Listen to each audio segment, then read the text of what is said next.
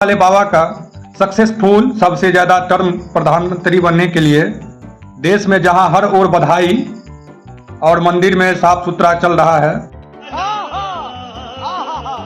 भले गंगा गंदा हो उससे क्या है, लेकिन मंदिर साफ सुथरा हो रहा है। जो आदमी कभी मंदिर भी नहीं गए थे वो भी घोड़ा लेके पहुंचे मंदिर, और 3 मीटर के एरिया में जो है झाड़ू पोछा लगा रहे हैं। कैमरा चारों तरफ से चल रहा है और इसी बीच में जो है कुछ आदमी को मिर्ची भी लग गया।